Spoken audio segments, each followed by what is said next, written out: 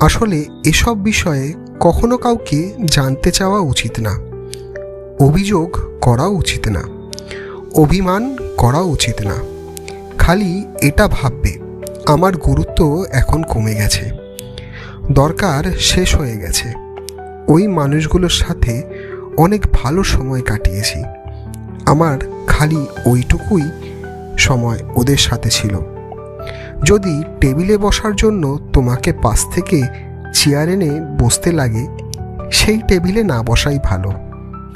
তবুও কাল এদের দরকার হলেই আমি ছুটে যাব। একটা ফোন, একটা মেসেজ, ব্যাস এইটুকুই।